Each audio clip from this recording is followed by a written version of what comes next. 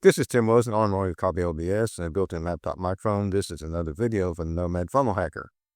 So I did a review video of the Logoipsum website about a month ago, or maybe a little longer, because they had made some changes to it. And just to recap, Logoipsum is a website where you can get placeholder logos for free. And they have made several changes to the site recently, so I'm going to just briefly go over some of the changes they've made. The big changes are, before you can only download the logos as an SVG file. Now you can download them as either SVG or PNG. The other big change is that selected logos have a light dark mode. If you click this switch, it will invert the colors so that you can use it on your backgrounds, no matter if it's a light or a dark background. And at the time I made the previous video, I stated they have an editor that they were releasing, but wasn't quite ready yet. So now the Logoipsum editor is actually live, so let's go ahead and take a look at it. And the editor is going to be the main focus of this video. So we get to the editor by clicking on the button in the upper right-hand side. That takes us to this area right here. It will automatically load the last logo you're working on. And I want to go ahead and just clear this out. And we do that by clicking this little circle icon at the bottom here. And that will reset everything. And this is the default logo you will see once you reset with a new editor, or a new session at the editor, I guess you would call it. Before we get into what we can do with the logo, let's look at a few things here. We do have a dot grid, a line grid, and a graph grid. We can adjust the size of our logo on the canvas by clicking the minus or plus buttons. We have a UI color mode, which will change the color of our toolbars. And then we also have a background color that we can put into place here. We can either add in a hex code, or we can go with a light or dark background. So if we go dark, almost everything on our current logo disappears. If we go with light, then it's just a white background. They do have a login. I'm not sure whether that's so you can save things or not. And they are opening up a store, and they do have a couple of font packages in there. They're actually not very expensive, but we are going to be going with just the plain editor. No additions, no extras, just what we see on the screen. Also, if you want to go back to the main Logoipsum screen, you just go to this icon here. You can go back to logoipsum.com. You also can do a clean view where you don't see the toolbars. Now on to the main event. So the significant thing about what they're doing here is they've separated the icon from the text. So let's start off here. Clicking on the icon, you see it's got all these different icons we can choose from. And depending on the colors and all that, you're going to have different choices you can make. Let's go ahead and choose this lightning bolt here. And then if we go to the colors tab, you can see that we just have one color there that we can adjust, but we can adjust it to any color we want with the palette. We also can type in codes for RGB, HSL, and hex. But I'm going to go ahead and choose one of these other icons, like this one here. Now when you go to colors, you see that we have a whole range of colors that we can adjust. So the more colors, the more choices. We'll go ahead and leave that on the screen for right now. Then we'll deal with our text element, which has its own colors. The first thing we have is the edit name. And it has the famous tumbling dice button here that we can just auto-generate a name. We want to do that. Or we can type in a name. Now, it's kind of funky the way it's going to work if we type in a name, because it doesn't change the name right away. And so I'm going to demonstrate that with a name here.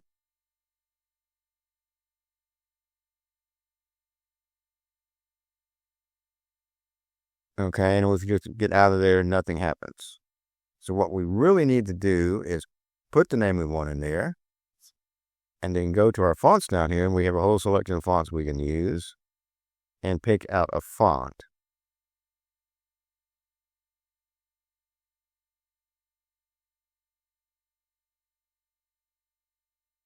Shiloh is good enough. Now you see when we clicked on the font, it went ahead and put in the name we created and changed the font. We can also change the color of the font, again, with the palette or with a color code.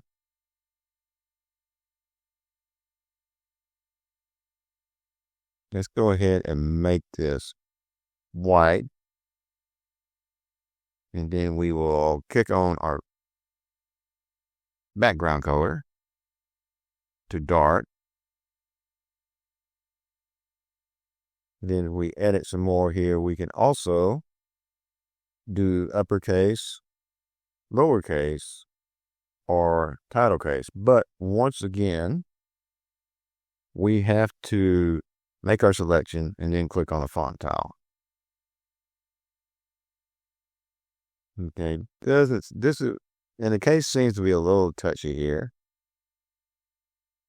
So let's try uppercase and try this.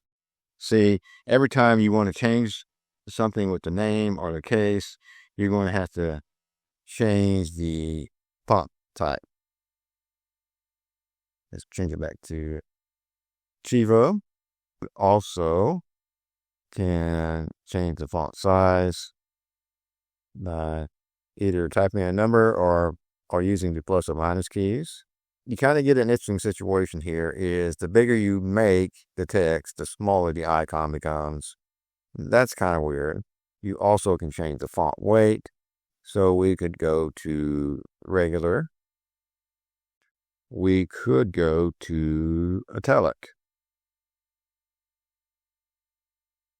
There's no bold in particular here, but you can go to one of these higher numbers and get a bold. And then we also have controls for letter spacing and gap and offset vertical line. We also can reset the offset. Or we can have set no logo type, which I guess is going to zero everything out.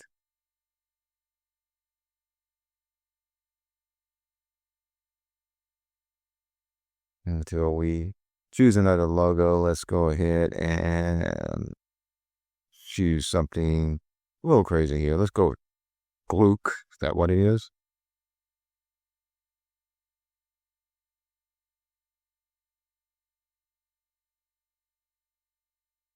Also, some of these weird text, it seems like they disappear, the text.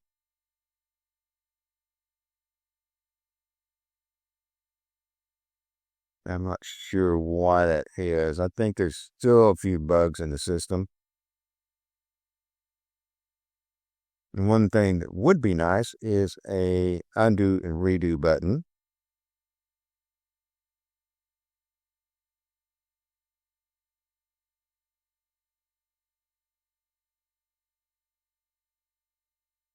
And also a size control that was individual for the actual logo. Or actual, yeah, logo, I guess, or you would call it the icon, I guess, is be the proper name. So that's one of the things you're going to have to watch out for here. But you can always just reset everything.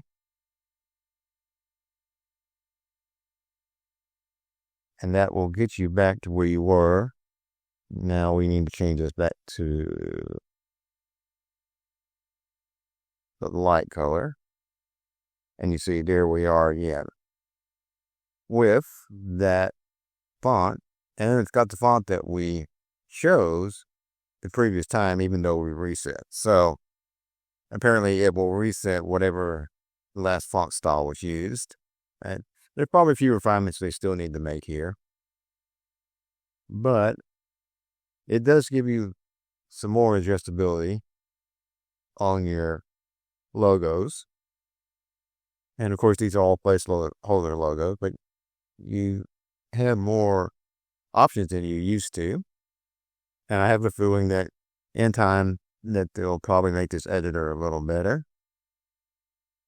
But, it's still pretty cool that they have done this where we can adjust things and change our icon and the colors and all that. Let this one reddish.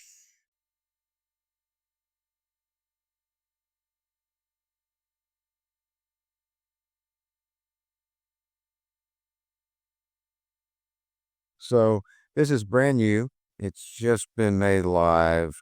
I only realized it's been live in the last 24 hours. And as I said, since they have the store, they obviously plan on releasing at least more font packs than the default fonts that come with it.